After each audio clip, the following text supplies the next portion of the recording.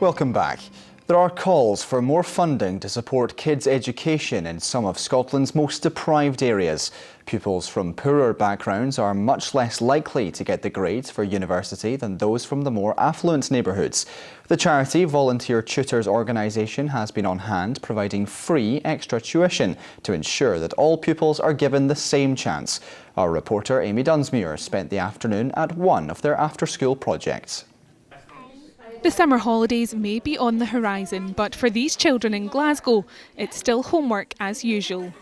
Every week they come to this after-school club where learning is made fun and they can get help with the subjects they find difficult.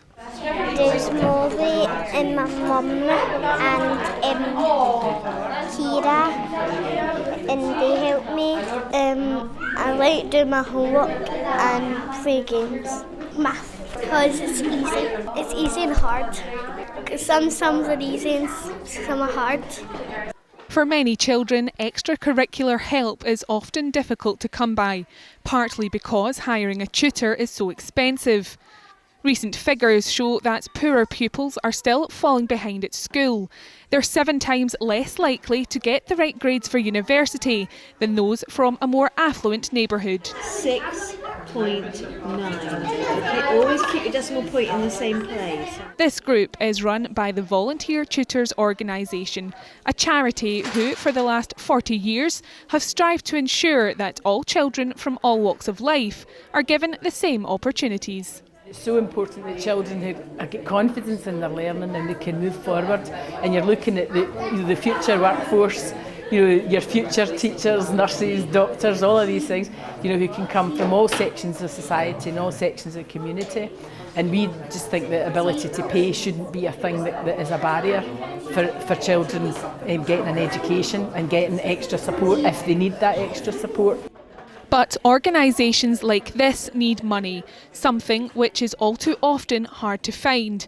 They rely on government grants and fundraising to make sure no child is left behind. You've got a whole lot of applications and other activities that we need to do to bring in money.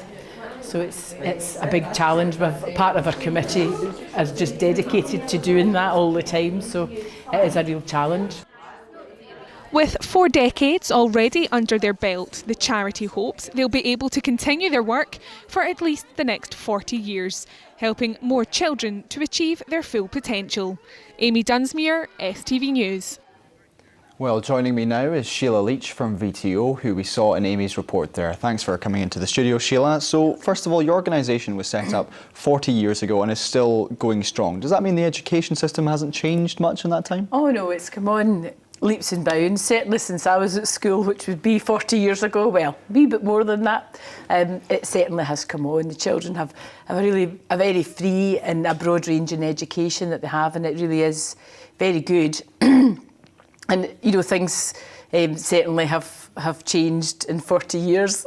You would hope so anyway. Indeed. So tell me about the type of things that VTO does then. Right, basically we provide free one-to-one tuition. Now that occurs in children's own homes, it can occur in libraries, and we also have groups.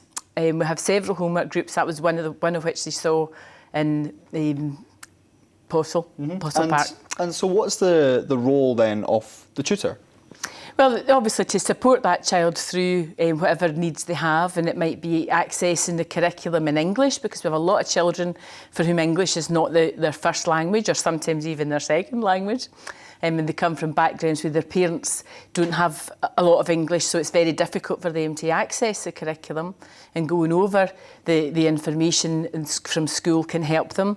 Or we have children who struggle with ill health, or children who are young carers, and they have all sorts of other things that can make it more difficult for them to actually take in the information that they need at school, and somebody there to go back over it and work through the difficulties and the things that they've just missed is actually a very useful thing for them to be able to do. So you mentioned some of the pupils you'd come across there, but do you have such a thing as a typical pupil, or is everybody different? They're all different. Every child's individual, and I think when we look at that's one of the problems coming to funding. We don't just have one group of children that we support.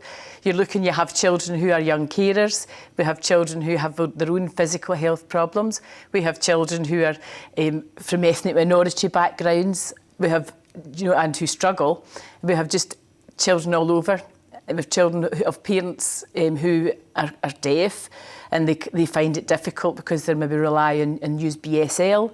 So it's very difficult to then go to working in English. It's just another barrier that the children have to come across, and often they're the translators in their households. So they have a lot of responsibility. So with all those different issues, who volunteers and why would they do that? Well, we have a wide range of volunteers. We have a lot of retired people, not as many as I would like. And they're the backbone of my homework groups. They work as supervising tutors, and they work in Govan Hill. We have 3 groups that are ongoing. Have been going for a number of years now, working, supporting the children in the schools there. And they provide the homework group service themselves. And we have other people who are students who come in and maybe looking to get into teaching, and it's a good way of getting experience. We have other people who are wanting to change career.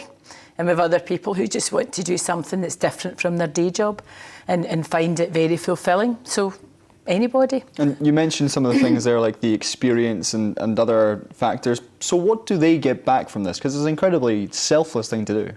Well, I think most people find that they get a huge amount of satisfaction from actually helping a child to move on with their education and seeing them build their confidence, and that they get a huge buzz from that. And also, if they are looking to change career, they're gaining experience, as I was saying, these kind of things, that they can actually take something forward with them, and they learn things about themselves. One of my tutors, she's retired now, and it keeps her exercised mentally, because she's learning how to do new maths methods and things like that from the child.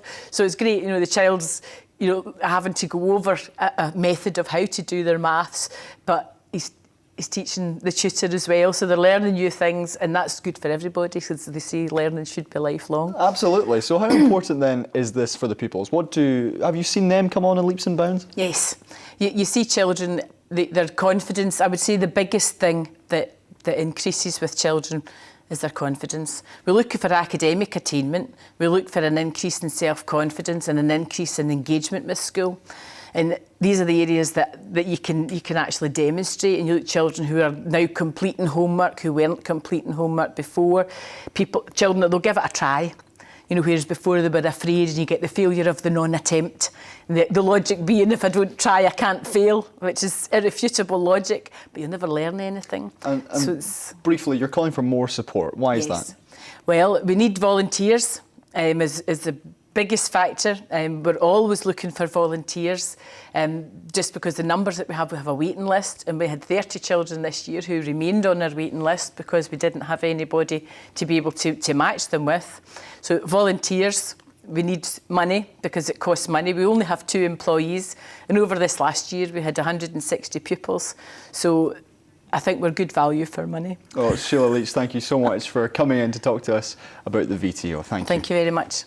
Now remember, this is your local news, so you can get in touch and let us know what's going on in your community. You can contact any of our reporters by Facebook or Twitter and keep up to date on the STV News app.